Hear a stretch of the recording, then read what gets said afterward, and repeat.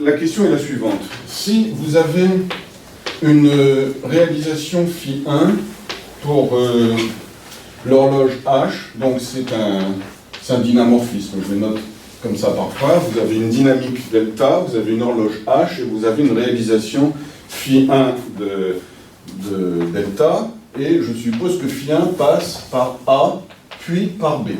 Et que vous avez maintenant une autre réalisation de la même dynamique pour la même horloge, φ2, qui passe par un état B puis par un état C. Donc, voilà. Ça entraîne qu'il existe une réalisation qui passe par A puis par C. Hein. C'est tout à fait évident. Donc, contre-exemple. Donc, soyons cohérents. Si je donne un contre-exemple, c'est que ce n'était pas vrai. Alors, je prends l'exemple suivant. Vous prenez comme catégorie celle-ci. Les objets de C, vous pouvez les interpréter comme des espèces de types de temporalité. Là, vous êtes, par exemple, vous êtes dans le temps réel pendant tout un moment, puis vous passez dans un autre temps. Mais ici, vous voyez un aspect circulaire dans cette temporalité. Bon, eh bien, si vous prenez l'horloge essentielle de cette petite catégorie, donc vous avez simplement deux états qui sont des singletons avec une flèche dans chaque sens au niveau des transitions. Ça, c'est l'horloge essentielle. Et puis, considérez la dynamique suivante. Pour le premier type de temporalité, il va y avoir deux états A et C. Et puis, pour le deuxième type de temporalité, il y aura un seul état B. Et puis, là, je considère dans ce sens-là, la transition non déterministe, qui, partant de B, me permet d'aller aussi bien sur A que sur C, et dans l'autre sens, je considère l'unique application. Bon, eh bien, vous voyez que là, vous avez une réalisation qui passe par A, puis par B. Vous avez une réalisation qui passe par B, puis par C, mais vous n'avez aucune réalisation qui vous permet de passer de A à C. Alors ça, c'est un exemple dans le cas non déterministe. Voici maintenant un autre contre-exemple avec une dynamique déterministe. Je vais prendre comme petite catégorie celle-ci, donc je ne représente pas les identités, et je suppose que les deux composés ici sont des flèches distinctes. Je prends encore l'horloge essentielle, ici, donc j'obtiens une horloge avec 4 instants, et donc c'est simplement les applications, mais en particulier, il y a une seule, cette fois les composés donnent la même chose. Et puis, je considère la dynamique delta, qui est la suivante. Voilà, ici il va y avoir un seul état, B. Ici, je prends deux états, le premier je l'appelle A. Et ici, il va y avoir deux états, dont C. Ici, deux états aussi. Et je considère les transitions représentées par ces flèches-là.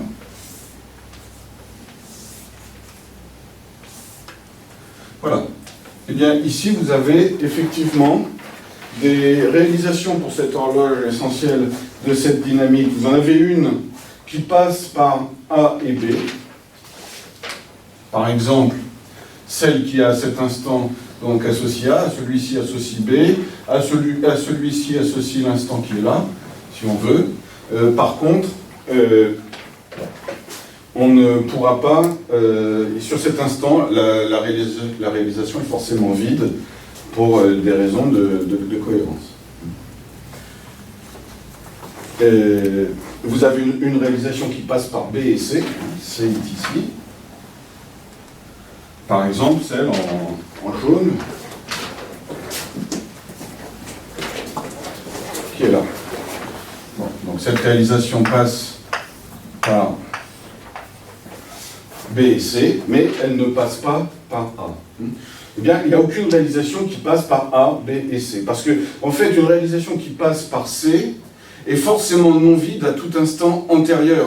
Du fait de l'inclusion qui définit les réalisations, vous ne pouvez pas surgir de rien, c'est impossible. Donc C doit appartenir à l'image d'un point qui est là, donc, et c'est forcément celui-ci.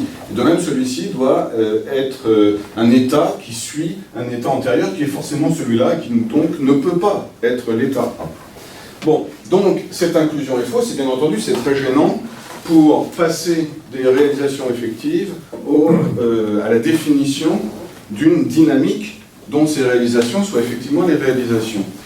Or, lorsque vous prenez comme horloge non plus cette horloge-ci, ou une autre horloge quelconque, mais que vous prenez l'horloge existentielle, sur tous les exemples que j'ai pu voir, chaque fois que je prends l'horloge existentielle, il y a suffisamment de nouveaux instants qui apparaissent. Par exemple, ici, dans le cadre de cette dynamique, l'horloge existentielle, elle va, pour ensemble d'instants correspondant à l'objet qui est là, faire apparaître combien 1, 2, 3, 4, plus l'identité, 5 instants différents ici. Et de même, différents ensembles plus importants. Et donc, sur ces exemples, je me rends compte qu'il y a toujours, lorsque il existe une réalisation existentielle qui passe d'un état A puis à un état B, et qu'il existe une réalisation existentielle qui passe d'un état B à un état C, il existe toujours, sur les exemples que j'ai rencontrés jusqu'à présent, une réalisation qui passe de A à C. Après, on peut définir plusieurs conjectures intermédiaires, par exemple. S'il existe une réalisation qui, à un instant T0, passe par A, et à un instant T1 passe par B, et une autre qui, au même instant T1, passe par B, et à l'instant T2 passe par C, alors on va pouvoir, selon cette conjecture, trouver une réalisation qui passe par A, B et C aux instants concernés. Donc, il y a deux possibilités. Soit ces conjectures sont vraies, soit elles sont fausses. Si elles sont vraies, ça confortera l'idée que ce que j'appelle l'horloge existentielle joue un rôle très particulier et très important dans ces questions. Si elle est fausse, ça renforcera le sentiment d'une dialectique réellement complexe entre ce que j'appelle possibilité de principe et possibilité effective. Voilà. Et comme j'ai déjà dépassé, bon, je dirais juste, je ferai juste une remarque sur un genre de situation assez bien connue où cette dialectique entre principe, possibilité de principe et possibilité effective se rencontre. Oui, juste une parenthèse, bien entendu, si l'ordre sur les instants est total, il n'y a aucun problème, parce que vous pouvez couper les solutions et les recoller immédiatement, il n'y a pas de problème dans ce cas-là. Mais dans le cas de l'ordre total, il y a une situation qui est assez... Quand vous regardez la définition des inclusions différentielles, on aimerait définir une inclusion différentielle comme étant le fait que la dérivée des solutions à tout instant se trouve inclus dans une région donnée. Et ce n'est pas la définition qui est donnée. Quand vous regardez la définition des inclusions différentielles, on demande simplement que, en gros, pour presque tout instant, en tout cas à tout instant où c'est dérivable, la dérivée se trouve dans la région concernée. Mais on ne le demande pas à tout instant. Et pourquoi on ne le demande pas à tout instant? Simplement parce que quand vous avez prenez l'inclusion différentielle qui vous dit simplement que x' de t, par exemple, est compris entre -1 et 1. Bon. Donc, vous allez avoir quelque chose de lipschitzien. Bon, alors, très bien. Il faut juste ne pas aller trop vite. Tant que vous n'allez pas trop vite, ça va. Donc, vous pouvez faire ça, vous pouvez faire ça. Mais, justement, parce que, quelque part, on recherche toujours, en fait, des systèmes dynamiques, c'est-à-dire à s'appuyer sur la notion d'état, on doit pouvoir aussi autoriser à faire quelque chose comme ça, c'est-à-dire justement parce qu'on peut passer de A à B et de B à C, eh bien on veut aussi pouvoir faire ça, d'accord? Et donc on est obligé d'accepter des points anguleux. Donc juste ce petit exemple vous montre une situation mathématique tout à fait précise dans laquelle cette dialectique entre possibilité de principe et possibilité effective est en jeu. Bon voilà, j'arrête là. Merci.